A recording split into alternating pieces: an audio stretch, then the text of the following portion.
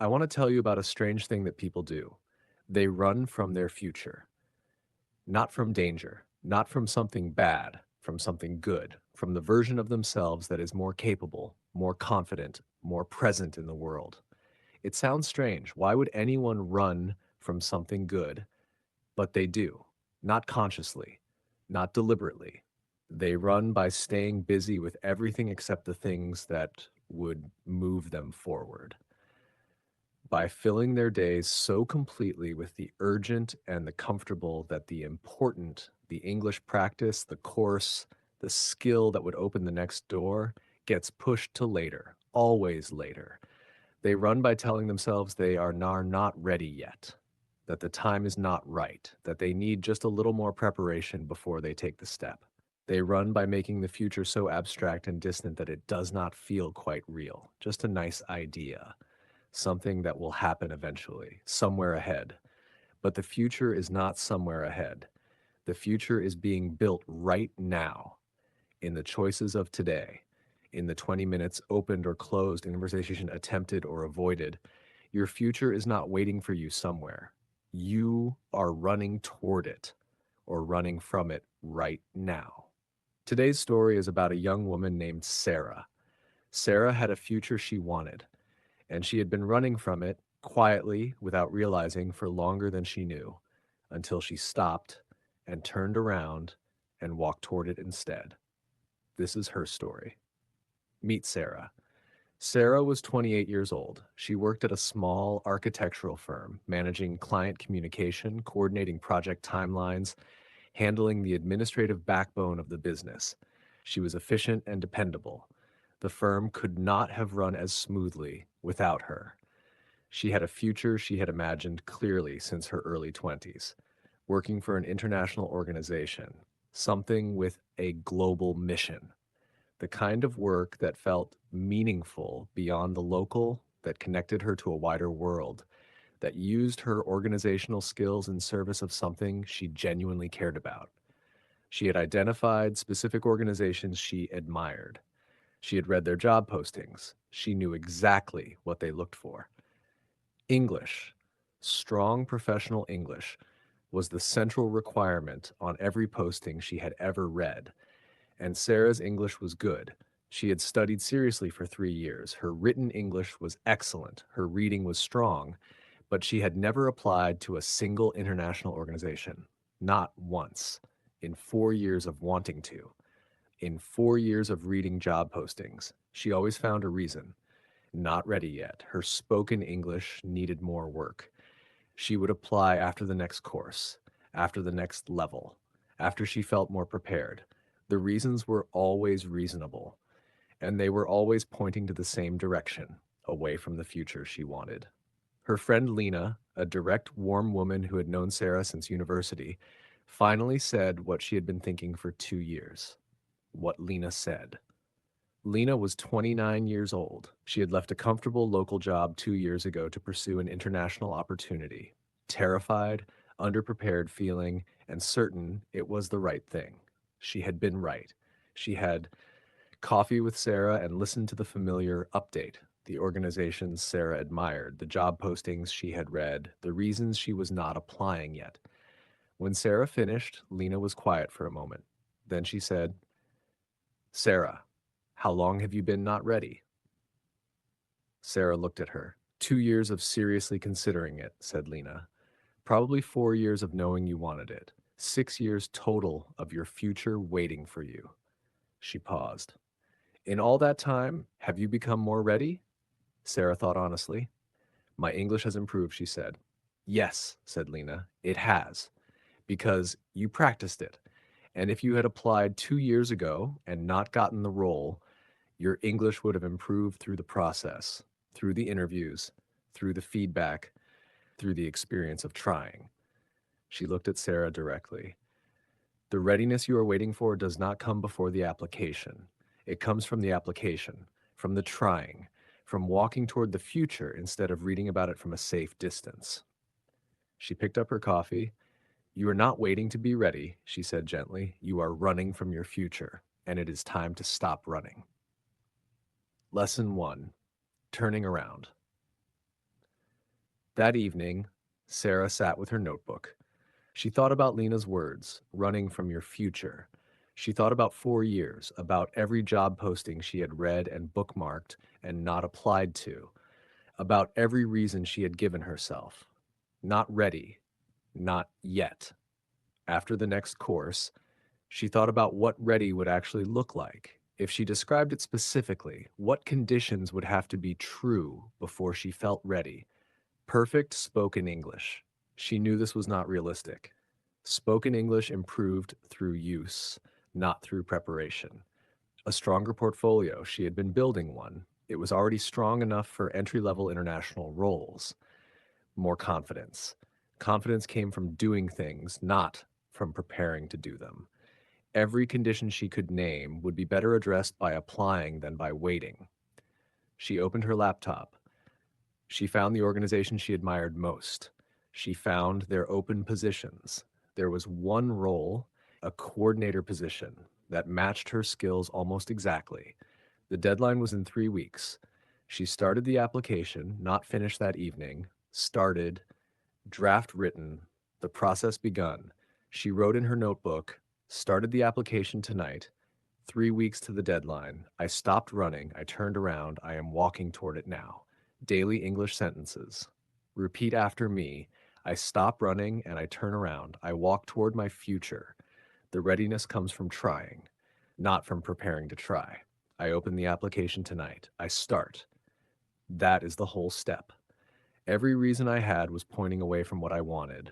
I am walking toward my future now. That feels completely different. The future is not somewhere ahead. It is being built right now. I start the application. 3 weeks. The process has begun. Lesson 2.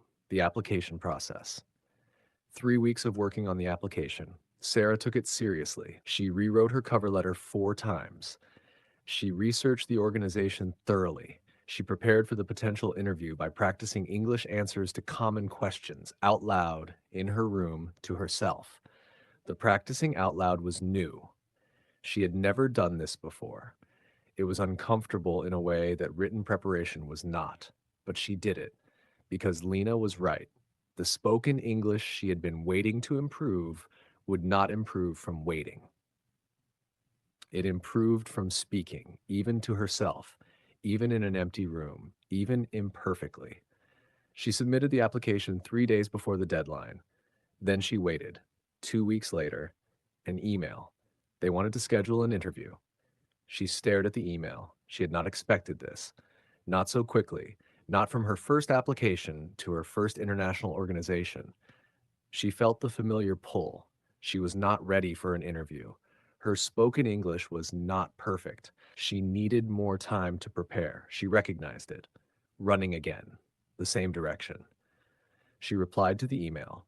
She scheduled the interview. She wrote in her notebook, interview email arrived. Old Sarah would have asked for more time. This Sarah scheduled it immediately. I am not running. I am walking. Daily English sentences. Repeat after me. I submit the application before I feel completely ready. The interview email arrives. I schedule it immediately. I am not running anymore. I am walking toward it. Spoken English improves from speaking, even to an empty room. Old Sarah would have waited. This Sarah moves forward. I recognize the pull to retreat. I choose the opposite direction. Every step toward the future makes the next step possible. Lesson 3. The interview. The interview was 40 minutes. Video call. 2 interviewers in English. Sarah was nervous before it started. Genuinely nervous. Her hands were slightly cold. She had reviewed her preparation notes twice that morning. She thought about Lena, about stopping running, about walking toward. The call connected. The interviewers were warm. They introduced themselves. They asked her to introduce herself. She did. And the nervousness, which had been large before the call, became manageable within the first 2 minutes because she was in it, because the doing was always smaller than the anticipation. The interview asked her about her experience, about why she wanted to work for this organization, about how she handled project complexity, about a specific situation where she had managed a difficult client relationship. She answered all of them. Not perfectly. She paused once to find exactly the right word. She restructured one sentence midway through, but she answered clearly, with specific examples, with genuine enthusiasm that was visible through the screen. 40 minutes. Done. She sat back in her chair after the call ended. She thought about 4 years of reading job postings and not applying, about the reasons that had all pointed away, one application, one interview, 40 minutes. The future she had been running from had just been there, present, real, possible, not perfect, but real. She wrote in her notebook, the interview happened. 40 minutes. I answered everything. Not perfectly. Really. The future I was running from was just a video call. Real and possible and not as frightening as the running made it seem. Daily English sentences. Repeat after me. The interview happened. 40 minutes. I answered everything. The doing is always smaller than the anticipation of it. I paused once. I restructured one sentence. I kept going. The future I was running from was just a video call, real and possible and not as frightening as the running made it. I was present and genuine. That was enough for this moment. One application, one interview. The future opened slightly. Lesson 4. What stopping running built. 6 months after starting the application, Sarah was 3 months into her new role. She had not gotten the first job she applied for.